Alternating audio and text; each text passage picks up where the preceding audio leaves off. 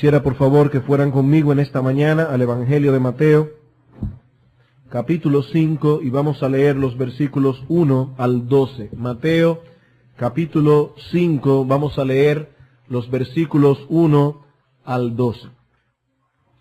Viendo la multitud, subió al monte, y sentándose vinieron a él sus discípulos, y abriendo su boca les enseñaba diciendo: Bienaventurados los pobres en espíritu, porque de ellos es el reino de Dios. Bienaventurados los que lloran, porque ellos recibirán consolación. Bienaventurados los mansos, porque ellos recibirán la tierra por heredad. Bienaventurados los que tienen hambre y sed de justicia, porque ellos serán saciados. Bienaventurados los misericordiosos, porque ellos alcanzarán misericordia. Bienaventurados los de limpio corazón, porque ellos verán a Dios. Bienaventurados los pacificadores, porque ellos serán llamados hijos de Dios. Bienaventurados los que padecen persecución por causa de la justicia, porque de ellos es el reino de los cielos. Bienaventurados sois cuando por mi causa os vituperen y os persigan, y digan toda clase de mal contra vosotros mintiendo. Gozaos y alegraos, porque vuestro galardón es grande en los cielos, porque así persiguieron a los profetas que fueron antes de vosotros. La semana pasada iniciamos una serie de sermones expositivos sobre el Sermón del Monte, considerando algunos aspectos generales de este pasaje que son indispensables para su correcta interpretación. Como vimos en nuestro sermón anterior, es peligroso ir directamente a los detalles sin tomar en consideración la enseñanza global. Debemos ir de lo general a lo particular, porque de lo contrario corremos el peligro de caer en un desbalance de la verdad. Y una verdad desbalanceada ya dejó de ser verdad en el mejor sentido de ese término. Habiendo considerado entonces esas generalidades del Sermón del Monte, hoy queremos introducirnos en la primera parte, o si quieren un lenguaje más homilético, en el primer punto, el primer encabezado del sermón de nuestro Señor, el pasaje que conocemos como las bienaventuranzas, que acabamos de leer en los versículos 3 hasta el versículo 12 del capítulo 5. Como muchos de ustedes saben, la palabra bienaventurado significa sencillamente feliz, pleno, dichoso, satisfecho. Esta expresión describe una persona que ha llegado a conocer por su experiencia lo que el puritano Jeremiah Burroughs llama la extraña joya del contentamiento cristiano. Una persona bienaventurado ha conocido eso. Es una persona feliz, plena, satisfecha. Así que Cristo lo que nos está diciendo aquí en este texto, en su calidad de Mesías, es que una de las características que poseen los ciudadanos de su reino es que conocen esa bienaventuranza, esa felicidad. Los cristianos poseen el carácter descrito aquí y por eso son bienaventurados. Debemos recordar una vez más que Cristo no nos está enseñando aquí cómo podemos llegar a ser cristianos. Hermanos, esto es importante, y amigos que nos visitan. Cristo no nos está enseñando en este texto cómo podemos llegar a ser cristianos. Esa no es la enseñanza del Sermón del Monte, ese no es el mensaje esencial del Evangelio. En ningún lugar del Nuevo Testamento se nos dice: haz esto y serás salvo. Haz esto y vivirás. El mensaje del Nuevo Testamento es: cree en el Señor Jesucristo y serás salvo. En una ocasión los judíos en Juan capítulo 6 preguntaron al Señor: ¿qué debemos hacer? Noten la pregunta. ¿Qué debemos hacer para poner en práctica las obras de Dios? He aquí el problema primario del hombre natural para entender y aceptar el mensaje del Evangelio. El hombre natural no puede concebir que este asunto es por gracia. Él desea hacer algo. El hombre natural es pretencioso. Se le ha hablado tanto de sus capacidades innatas que él ciertamente ha llegado a creer que posee la capacidad para vivir una vida agradable a Dios en sus propias fuerzas.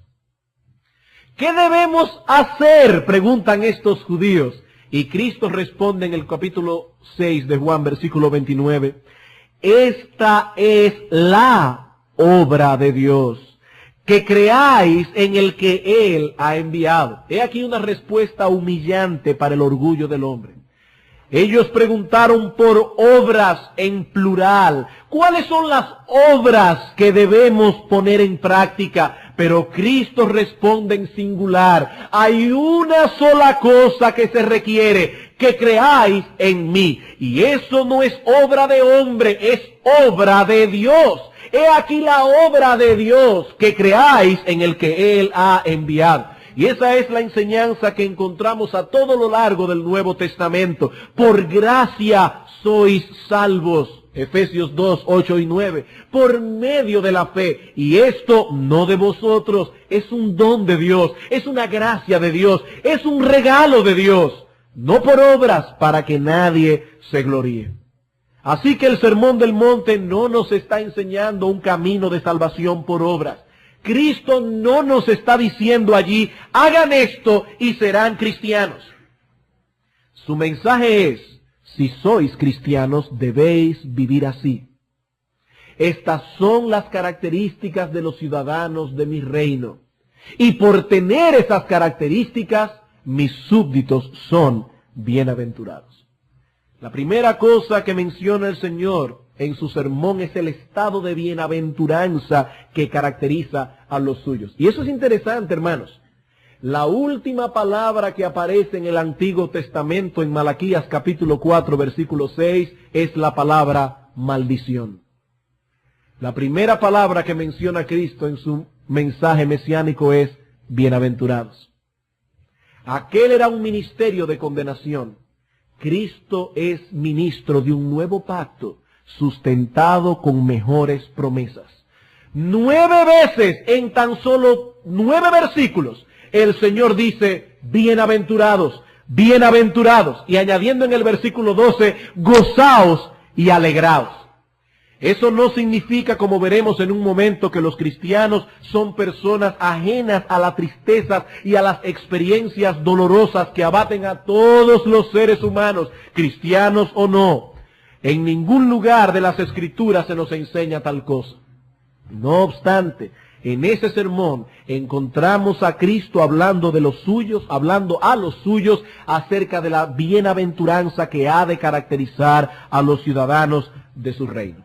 ¿Y qué podemos aprender de este texto como un todo acerca de la verdadera bienaventuranza o de la verdadera felicidad? Noten que una vez más iremos de lo general a lo particular. Lo que queremos ver en el día de hoy no son todas las bienaventuranzas, cada una por separado. Queremos extraer de este texto 4 enseñanzas que se desprenden del texto global, del texto general, acerca de la verdadera felicidad. Y la primera enseñanza que podemos derivar del sermón de las bienaventuranzas es esta: es posible conocer la verdadera felicidad en este mundo caído.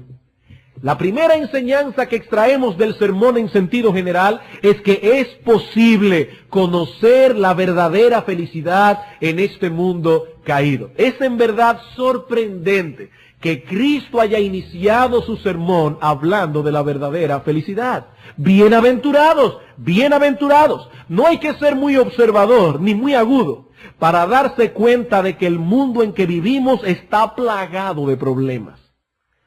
Solamente hay que dar una ojeada superficial a los periódicos y a las noticias y nos convenceremos rápidamente que este mundo está muy lejos de ser un paraíso. No hay un lugar en todo este planeta Tierra que no esté recibiendo de un modo u otro los embates del pecado y la maldad del hombre. En esta mañana tenemos algunos visitantes de los Estados Unidos. Y por lo tanto ellos han de saber lo que yo voy a decir. Muchos dominicanos sueñan con llegar a los Estados Unidos. Se van hasta en Yola por llegar allí. Porque ellos entienden que sus problemas radican en este país. Si tan solo pudieran cambiar de ambiente, si tan solo pudieran irse de aquí, sus problemas terminarían. Sobre todo si pueden llegar al Shangri-La. los Estados Unidos de Norteamérica. Hermanos, amigos, no hay un solo lugar en este planeta Tierra que no esté maldito por causa del pecado del hombre. Un solo lugar en el mundo entero. Pero debemos saber que eso no siempre fue así. Dios creó al hombre con la capacidad de ser feliz y lo colocó en un lugar, en una situación especial donde su felicidad estaba totalmente garantizada. Dios creó al hombre a su imagen y semejanza, y una de las características que posee nuestro Dios es que Él es bienaventurado.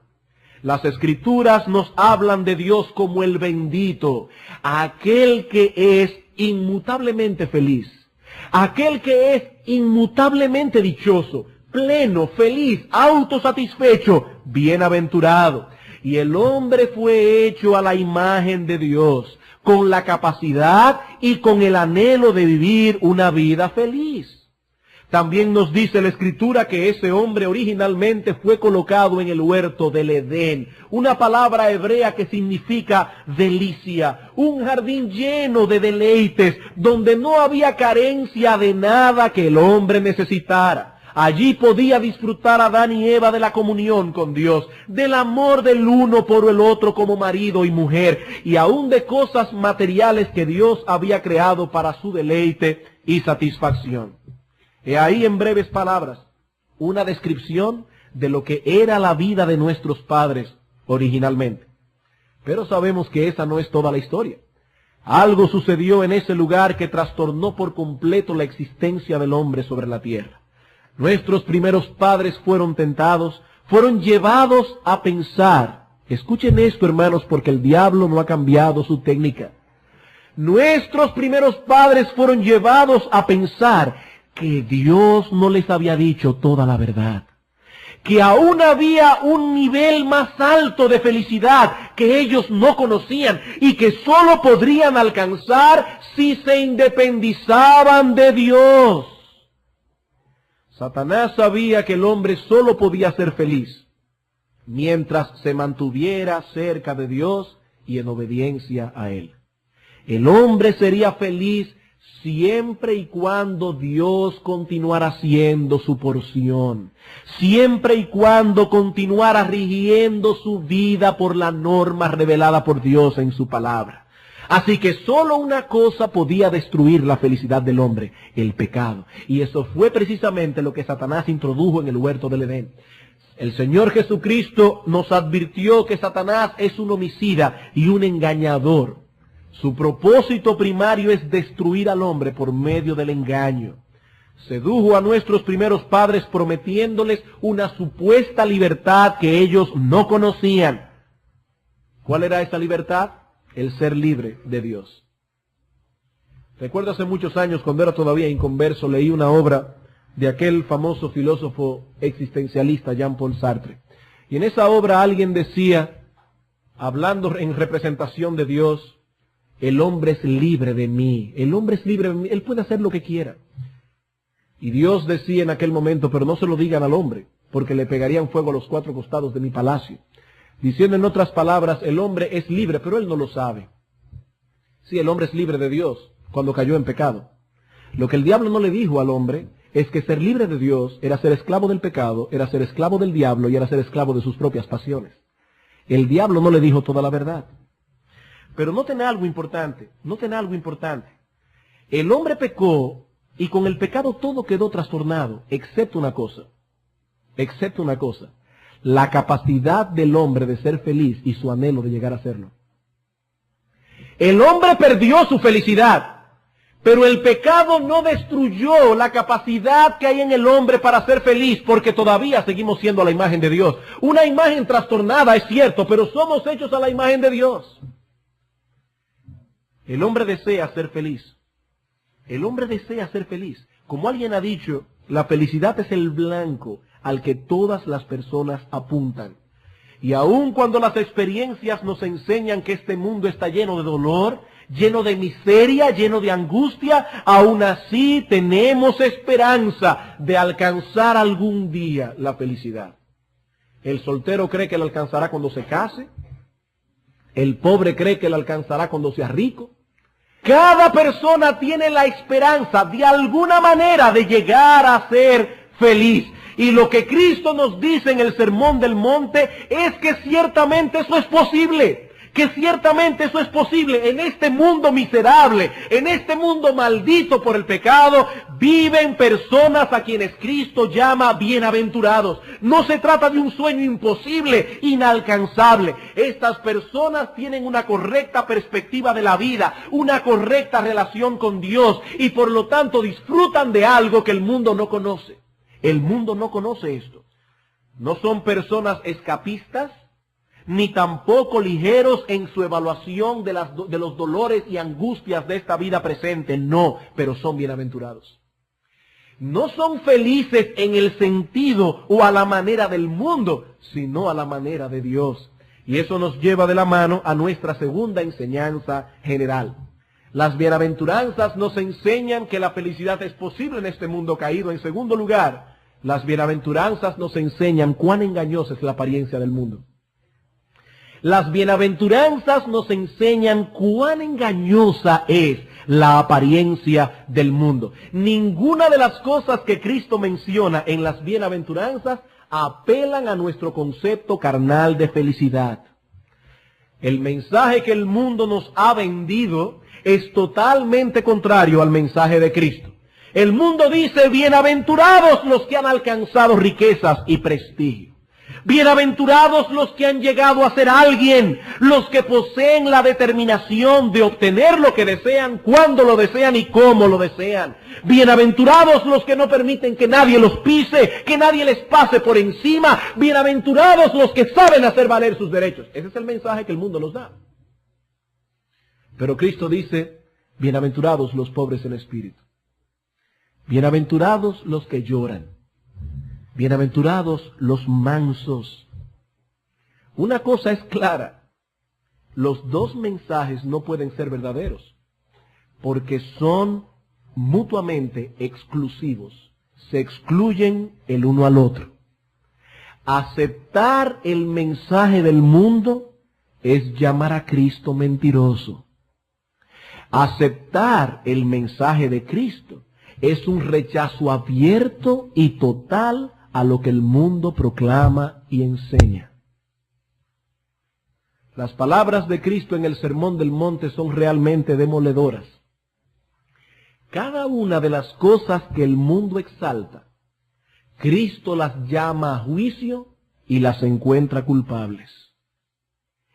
El mensaje de las bienaventuranzas es tan simple como esto. Nunca podréis encontrar la felicidad en las cosas que este mundo ofrece. Eso es todo lo que nos enseña Cristo aquí. Los ofrecimientos del mundo son la carnada del diablo.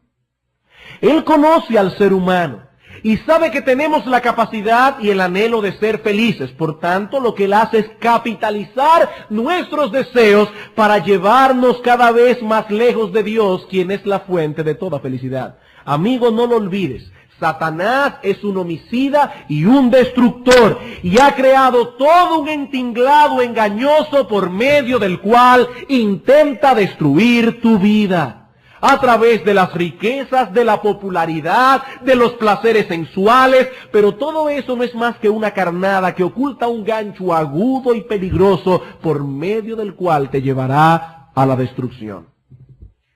Algunas pocas veces en mi vida he tenido el placer de ir a pescar. Y realmente es algo placentero ir de pesca. Cuando se hace con una carnada, se escoge algo que resulte apetitoso para los peces y allí se oculta el anzuelo.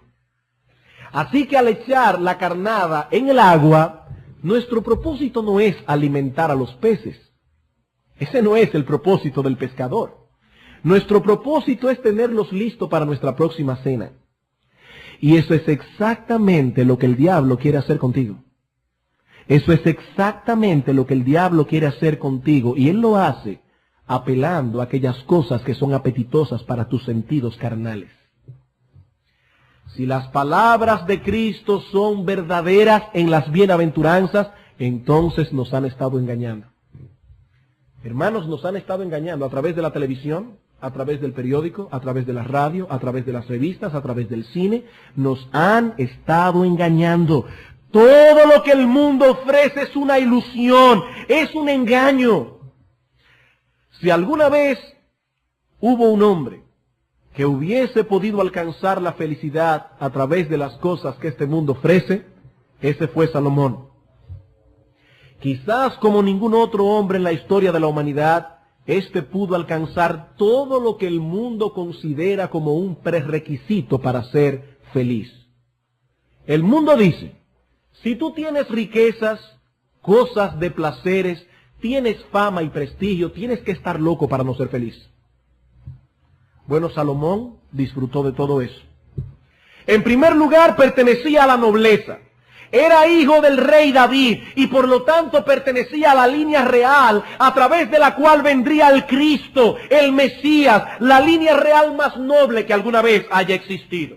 En segundo lugar, era inmensamente rico, inmensamente rico. Nos dice la Escritura que en la época de Salomón la plata era tan común como las piedras. Nadie apreciaba la plata y su palacio real era tan majestuoso que probablemente no ha existido otro igual.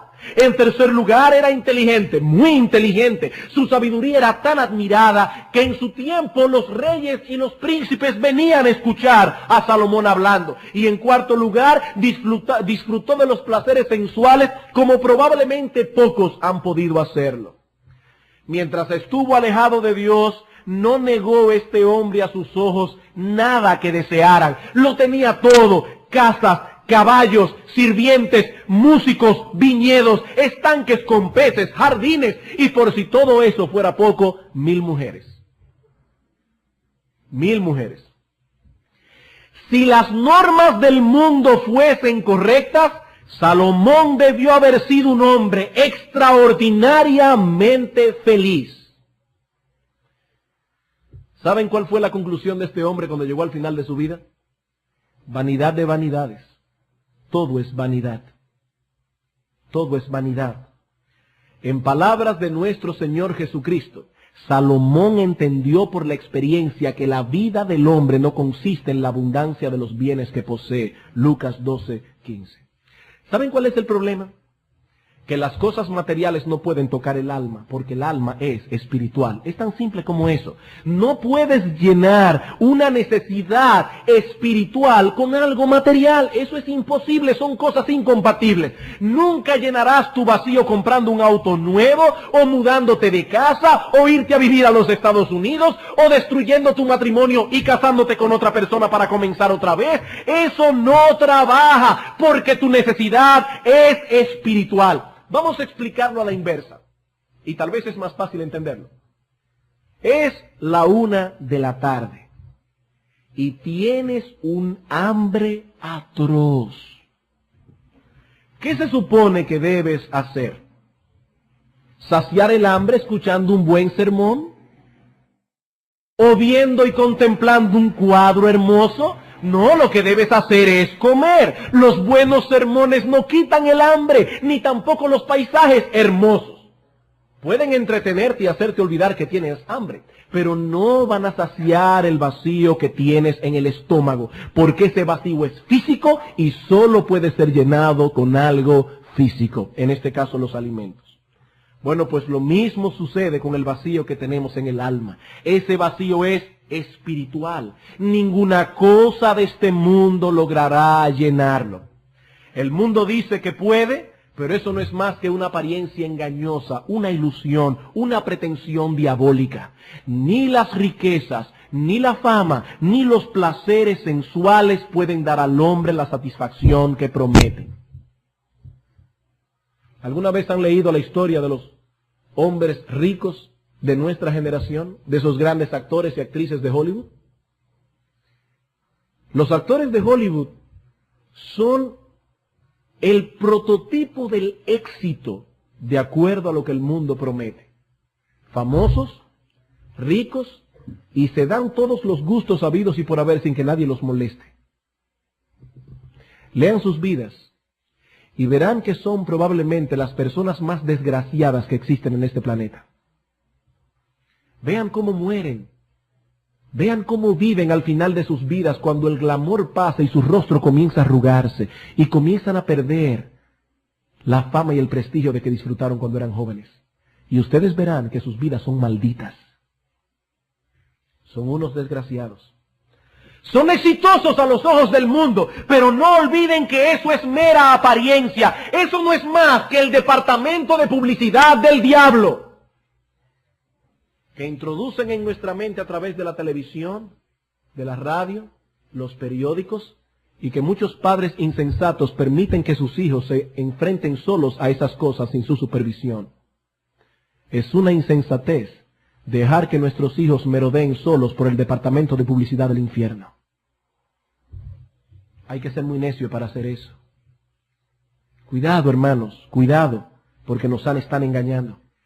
Vivimos en un mundo engañoso y seductor. Y si algo nos enseñan las bienaventuranzas, es que nos están mintiendo. Nos están mintiendo. Cristo dice, bienaventurados los pobres en espíritu. Bienaventurados los mansos, los que lloran, los misericordiosos, aun los que padecen persecución por causa de la justicia. Pero en tercer lugar, también aprendemos de las bienaventuranzas que la verdadera felicidad consiste en conocer a Dios, en vivir en comunión con Él y en obediencia a sus preceptos. Las bienaventuranzas como un todo nos enseñan que la verdadera felicidad consiste en conocer a Dios, en vivir en comunión con Él y en obediencia a sus preceptos. Tanto la primera como la última bienaventuranza concluyen con las mismas palabras. Bienaventurados los pobres en espíritu, porque de ellos es el reino de los cielos.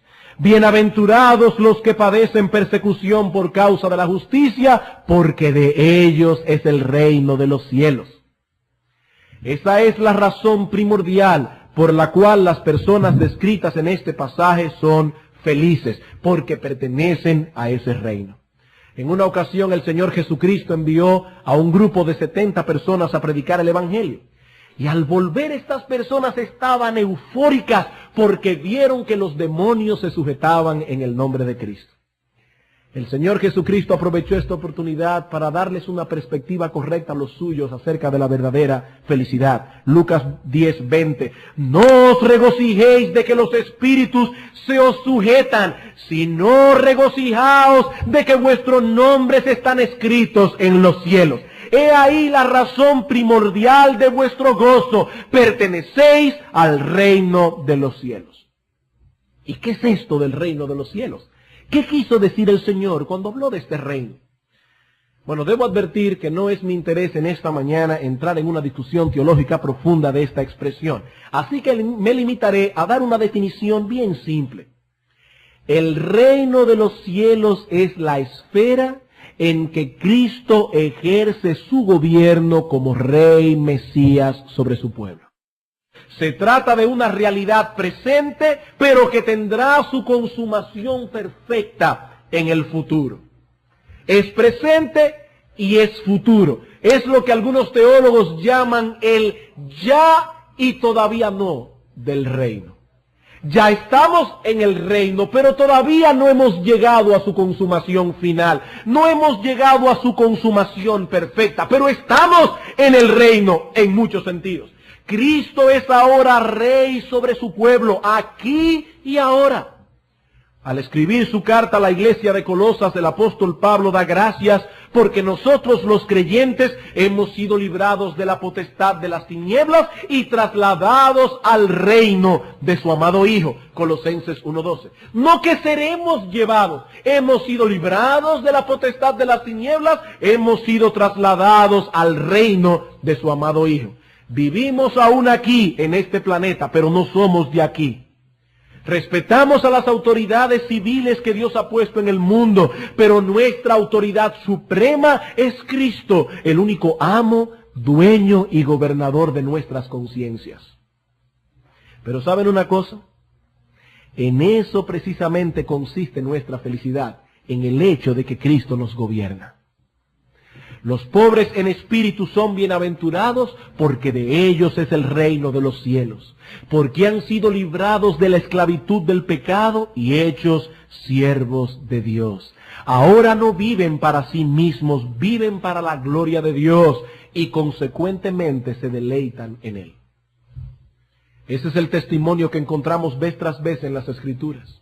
¿Recuerdan el contenido del Salmo 1, los versículos 1 al 3? Bienaventurado, ¿quién? El varón que no anduvo en consejo de malo, ni estuvo en camino de pecadores, ni en silla de escarnecedores se ha sentado. Bienaventurados porque en la ley de Jehová tienen su delicia, y en su ley meditan de día y de noche. ¿Cómo serán esos hombres? Serán como árboles plantados junto a corrientes de agua, que da su fruto en su tiempo y su hoja no cae, y todo lo que ese hombre hace prospera. Bienaventurados. Salmo 119, versículo 1. Bienaventurados los perfectos de camino, los que andan en la ley de Jehová. ¿Qué nos dice Santiago en Santiago capítulo 1, versículo 25? Que aquellos que miran atentamente en la perfecta ley, la de la libertad, y perseveran en ella, no siendo oidores olvidadizos, sino hacedores de la obra, bienaventurados serán en todo lo que hacen. El Señor dijo en una ocasión: llevad mi yugo sobre vosotros y aprended de mí, que soy manso y humilde de corazón, y ¿saben qué? Hallaréis descanso para vuestras almas, porque mi yugo es fácil y ligera mi carga. Pero pastor, yo no encuentro ese descanso, mi alma está atribulada. Cada vez que voy al médico me dice que estoy en una tensión terrible. ¿Qué debo hacer? Bueno, una de dos. O no te has puesto el yugo de Cristo y estás viviendo a tus propias expensas, o tienes el yugo de Cristo puesto sobre la cabeza y quieres escapar de él y te estás ahorcando. Porque Cristo dijo: si llevas mi yugo, encontrarás descanso para tu alma. Una cosa es requisito de la otra. El que tiene el yugo de Cristo ha encontrado descanso para su alma. El que no ha encontrado descanso para su alma no conoce el yugo de Cristo. Llevad mi yugo, dice el Señor, y encontraréis descanso para vuestras almas. ¿Saben lo que es un yugo? Es algo que nos ata a Cristo de tal manera que no tenemos más opción que ir por donde Él va. Los que se han puesto ese yugo han encontrado descanso para sus almas. La verdadera felicidad no consiste en la ausencia de problemas. La verdadera felicidad no depende de un buen matrimonio. La verdadera felicidad no depende de las riquezas. La verdadera felicidad no depende de la salud. La verdadera felicidad no depende de la circunstancia. La verdadera felicidad es un asunto del corazón, es un asunto interno. Los hombres y las mujeres a quienes Cristo llama bienaventurados en este texto lloran por su condición, son pobres en espíritu, padecen persecución por causa de la justicia, pero son bienaventurados. Pero son bienaventurados. Es extraño esto, pero son bienaventurados. El Señor dijo a sus discípulos unos momentos antes de su arresto: también vosotros ahora tenéis tristeza, pero os volveré a ver y se gozará vuestro corazón. Pero hermanos, escuchen estas palabras, grábenla en su corazón y subráyenla. Nadie os quitará vuestro gozo. Juan 16, 22. Se gozará vuestro corazón y nadie, nada absolutamente os quitará vuestro gozo. No podrán hacerlo, dice Cristo, porque vuestro gozo no es circunstancial, vuestro gozo no es externo, puede ser experimentado aún en medio del más profundo dolor. Es el gozo de saber que Dios está en control, es el gozo de saber que todo esto tiene un propósito. Hermanos, Cristo es nuestro Rey, y no solamente para dar órdenes, sino también para cuidar y proteger a sus súbditos. Él es nuestro Rey. Y allí está nuestra dicha. Alguien decía que la gloria de un rey depende del bienestar de sus súbditos. Cuando vamos a un país pobre, carente de muchas cosas básicas, eso desdice mucho de sus gobernantes. Cuando vamos a la iglesia de Cristo, donde Cristo es Señor, donde Cristo es Rey, el mundo tiene que ver que nosotros conocemos una felicidad que ellos no conocen, porque eso es lo único que dará gloria a nuestro gobernante. El hombre que no conoce a Dios es un miserable. No importa qué tanto pueda poseer y disfrutar de las cosas que este mundo ofrece, a la hora del dolor y de la aflicción, le aseguro que no encontrará consuelo en ninguna de esas cosas. Dice Proverbios capítulo 11, versículo 4, que las riquezas no aprovecharán en el día de la ira. Yo no quiero ser en esta mañana sonar cursi.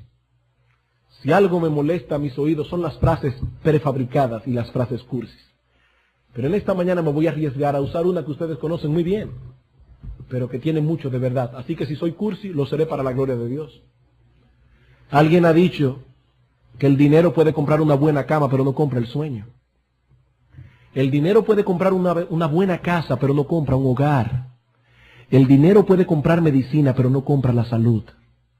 El dinero ni las riquezas podrán satisfacer a nadie en el día de la ira. No lo librarán. ¿Recuerdan ustedes cuando Belsasar, el rey de Babilonia, estaba en fiesta en su palacio, bebiendo con los vasos de oro que pertenecían al templo, con toda su pompa y toda su majestad, en el libro de Daniel? Belsasar estaba feliz, contento. Este hombre era rey de la máxima potencia que había en el mundo en aquella época. Pero dice la palabra de Dios que repentinamente apareció en la pared una mano escribiendo Mene, Mene, Tekel, Uparsin. Belsasar, tu reino ha sido puesto en balanza y hallado falto. Yo me pregunto, ¿qué pudieron hacer las riquezas de Belsasar por él en ese momento?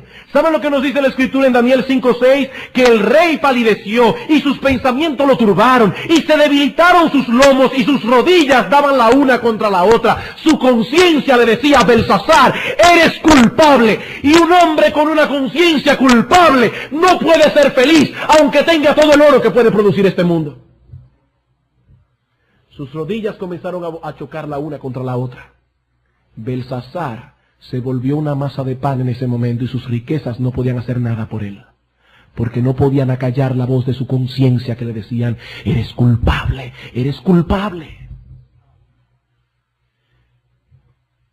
Alguien dijo en una ocasión que las cosas de este mundo tienen la misma capacidad para guardarnos de las turbaciones del alma que la que tiene un papel para detener una bala. La misma capacidad. Y si no pueden hacer nada por nosotros las riquezas en ese momento, entonces son vanidades ilusorias. En cambio, dice el salmista en el Salmo 84, versículo 12, Jehová de los ejércitos, dichoso, bienaventurado, feliz el hombre que en ti confía. He allí la verdadera bienaventuranza. Consiste en conocer a Dios, en confiar en Él, en vivir para Él, en andar en obediencia a su voluntad revelada. Bienaventurados los perfectos de camino, los que andan en la ley del Señor. Es imposible vivir en obediencia a esa ley y ser infeliz desde el punto de vista de Dios. Es imposible ser feliz y andar en desobediencia a esa ley. Pero aún podemos derivar una enseñanza más de las bienaventuranzas. Y es esta. Las bienaventuranzas nos enseñan que hay muchas personas engañadas en lo que respecta a la genuinidad de su fe. Las bienaventuranzas nos enseñan que hay muchas personas engañadas en lo que respecta a la genuinidad de su fe.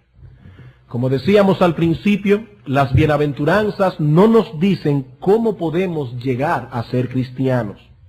Más bien nos dicen que si somos cristianos, estas son las características que debemos poseer. Los cristianos son así.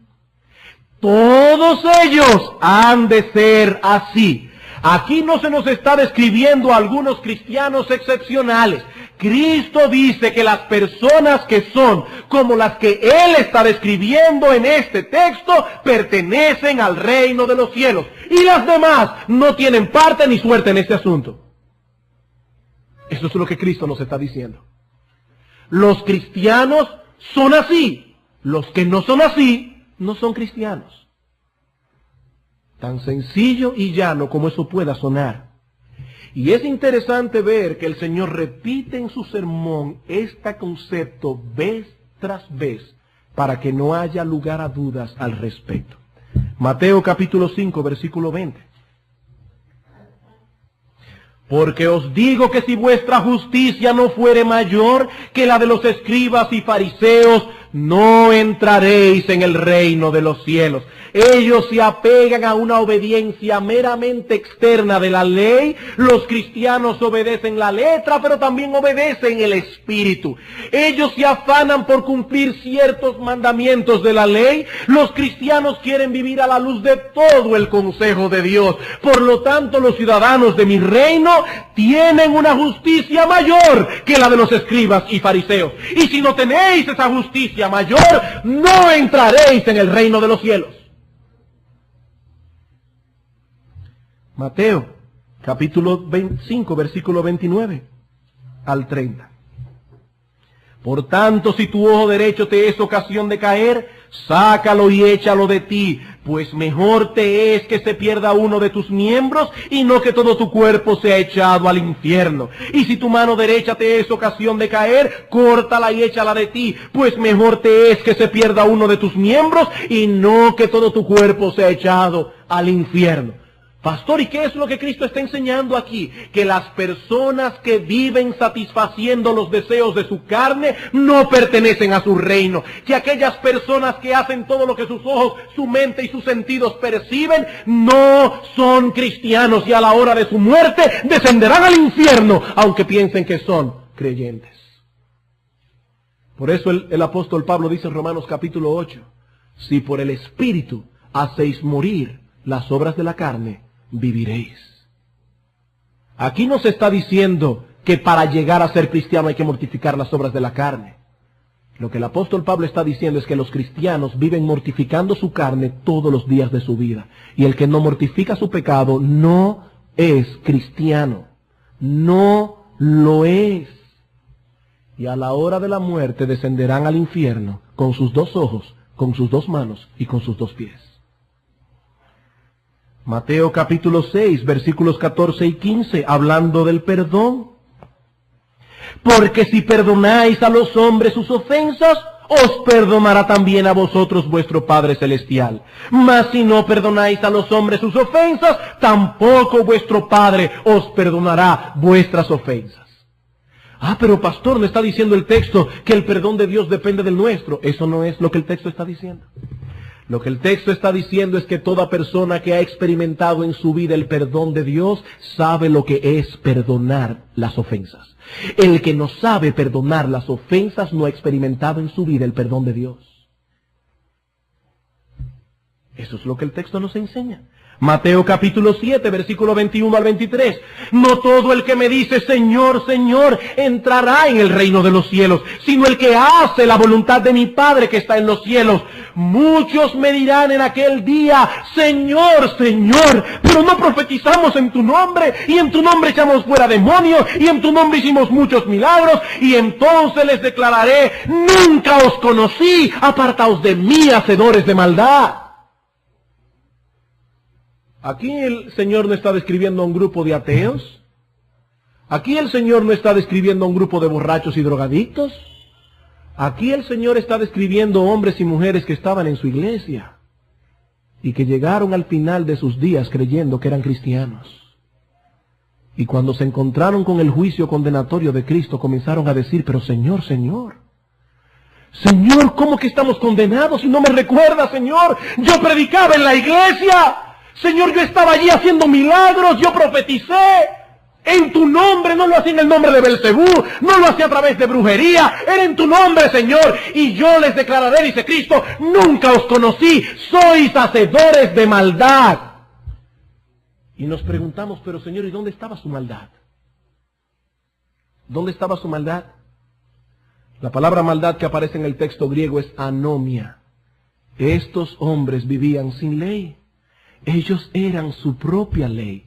Servían a Cristo como a ellos les parecía. Obedecían como a ellos les parecía conveniente. Esa era su maldad. Esa era su maldad. Y Cristo les dijo, nunca os conocí. No como algunas personas enseñan falsa y heréticamente que perdieron su salvación. No. Los cristianos no pierden su salvación, eso es imposible. Estas personas nunca conocieron al Señor. Como dice el apóstol Juan, salieron de nosotros porque no eran de nosotros. Porque si hubiesen sido de nosotros, habrían permanecido con nosotros. Pero salieron para que se manifestase que no todos son de nosotros. Hoy día, muchos enseñan algo distinto a lo que estos textos implican. Todo comenzó con la Iglesia Católica Romana, que introdujo el pensamiento de que hay algunos cristianos excepcionales que deben ser considerados santos. ¿Y los demás? ¿Qué les queda? Bueno, son personas comunes y corrientes que no pueden pretender alcanzar el mismo nivel de santidad. Pero esta enseñanza no se quedó exclusivamente en el reino de la Iglesia Católica. Aún entre los mismos evangélicos encontramos que algunos enseñan cosas similares. Estos nos dicen que todos los cristianos son salvos, pero que no todos son santos. Todos han aceptado a Cristo como Salvador, pero no todos los han aceptado como Señor. Todos son cristianos, pero pocos son discípulos. Hermanos, debemos insistir en que esa enseñanza no encuentra ningún apoyo en las Sagradas Escrituras. Y debemos insistir también en que esa enseñanza llevará al infierno a miles de personas creyendo que son cristianas. Claro, eran cristianos carnales. No eran cristianos carnales. Eran impíos. Eran impíos. Recuerdo muy bien una frase que escuché cuando era adolescente, viendo una película. Algo bueno pude sacar. Hasta en los zafacones se encuentran cosas buenas. Alguien decía, si camina como un ganso, habla como un ganso y se mueve como un ganso, mire, no le quepa la menor duda, es un ganso. Si habla como un impío, se viste como un impío, le gusta lo que le gusta a los impíos, camina como un impío, no es un cristiano carnal, es un impío. Un impío que profesa ser cristiano. Porque un día hicieron una decisión por Cristo, levantaron su mano en la iglesia, pasaron al frente, pero de ahí en adelante nadie cambió, nada cambió. Cristo nos dice en las bienaventuranzas que los ciudadanos de su reino son distintos, esencialmente distintos de aquellos que no lo son. Cristo dice aquí que los cristianos son pobres en espíritu. Ellos reconocen que espiritualmente están destituidos, completamente destituidos de todo mérito ante Dios. Conocen su propia corrupción interna, han podido identificar cuán terrible es la plaga de sus pecados. Y por supuesto lamentan su condición. El Señor dice, bienaventurados los pobres en espíritu, bienaventurados los que lloran. ¿Y qué sigue? Bienaventurados los mansos. Al conocerse también a sí mismos, saben que no tienen nada que defender. Es manso. ¿Y qué sigue? Bienaventurados los que tienen hambre y sed de justicia, porque conocen a Dios y se conocen a sí mismos, tienen hambre y sed de justicia, anhelan vivir en santidad, agradar a Dios, parecerse cada vez más a Él, aprueban lo que Dios aprueba, condenan lo que Él condena, y así podríamos seguir con todo lo demás. Cada característica nos lleva a la otra y a la otra. ¿Saben lo que algunas personas piensan que son las bienaventuranzas? Un mercado. Un mercado. Donde usted va y dice, me gusta esta, la compro. Y también esta. Voy a ser misericordioso y pacificador. No, hermanos. Esto no es un mercado que podemos decidir tomar uno y dejar otro. Lo que Dios juntó no lo separa el hombre. Y Dios unió estas bienaventuranzas con un vínculo inseparable. El que es pobre de espíritu llora por su condición. El que llora por su condición es manso. El que es manso tiene hambre y sed de justicia, misericordioso, pacificador, etcétera, etcétera. Eso no significa que todos los cristianos poseen todas esas características en el mismo grado. Yo no estoy diciendo eso. Tampoco significa que los cristianos no tengan una lucha a muerte con las corrupciones de su propio corazón, que se levantan violentamente contra lo que Cristo está diciendo aquí. No, eso no es lo que significa. Tampoco significa que en algunos momentos los cristianos no fallen en mostrar ese carácter como debieran. Pero sí significa que los cristianos aprueban esas características. Ellos no son como aquellos que leen las bienaventuranzas y dicen, ay, pero esto está muy fuerte. Si ese es tu pensamiento, amigo, tú no eres creyente. Porque cuando los cristianos leen las bienaventuranzas, en su corazón dicen, eso es lo que yo quiero llegar a ser. Eso es lo que yo quiero mostrar todos los días de mi vida. Apruebo la palabra de Dios y me condeno a mí mismo. Los impíos condenan la palabra de Dios y se aprueban a sí mismos. Los cristianos aprueban esas características, anhelan conformarse a ellas, luchan por eso, experimentan tristeza y dolor cuando se quedan cortos, y aún en medio de sus imperfecciones y de las debilidades propias de su humanidad no glorificada, los demás, las personas que rodean a este individuo, pueden ver que Dios ha hecho una obra en sus vidas, concediéndoles esas características en mayor o menor grado. Y si eso es así, tenemos razones para creer que hay muchas personas engañadas en el mundo, pensando que son cristianos cuando realmente no lo son. No lo son. Nadie puede ser salvo sin tener en alguna medida los frutos que aparecen aquí. No, 1000 veces no. Los cristianos son humildes, son mansos, misericordiosos, pacificadores. Sabemos que no somos perfectos. Nadie puede serlo de este lado del cielo. De hecho, esta semana al estudiar estas características, eso me movió a dar gracias a Dios por Cristo. Me sentí agradecido por Cristo, porque reconozco que estamos muy lejos de mostrar estas cosas a la perfección. Es Cristo quien llena la medida. Y Él ha puesto su justicia perfecta a nuestra cuenta. Si no fuese por Él, estaríamos condenados, totalmente perdidos.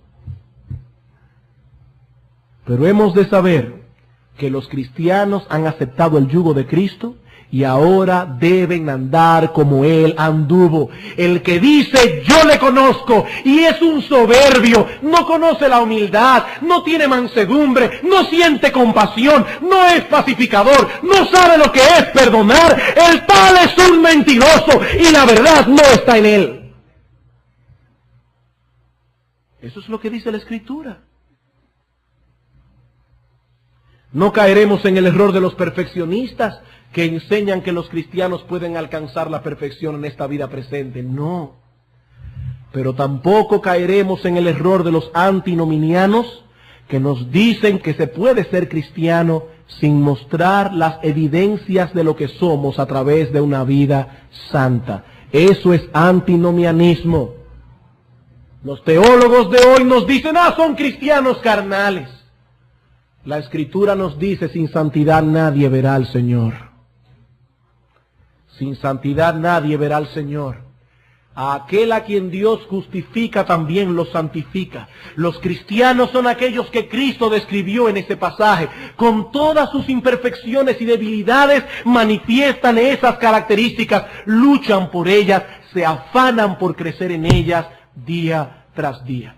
Y amigos, si ese no es tu caso, no debes engañarte a ti mismo. Estás excluido del reino de Dios de acuerdo a la evaluación de Cristo. Pero yo soy miembro de esta iglesia. Amigo, yo no sé si tú eres miembro de esta iglesia. La Escritura dice que los cristianos son humildes, lloran por su condición, son mansos, misericordiosos, compasivos, pacificadores, saben lo que es perdonar como Cristo los perdonó, y aún con sus debilidades e imperfecciones, aún así, los demás pueden reconocer que esa obra de gracia ha sido hecha en su corazón. Si tú no sabes lo que es eso, amigo, tú estás perdido. Tú estás perdido, irremisiblemente perdido. ¿Qué debo hacer entonces? En primer lugar, reconocer tu incapacidad para llenar esa medida. Lo primero que debes hacer es reconocer tu incapacidad para llenar esa medida. Recuerda que el reino de los cielos es para los pobres de espíritu, para aquellos que reconocen su miseria espiritual delante de Dios. A ellos y solo a ellos ha prometido Dios traer a la comunión íntima con Él.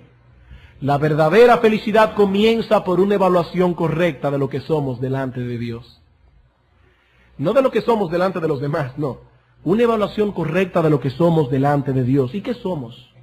No somos nada, no tenemos mérito alguno, pero Cristo llenó la medida.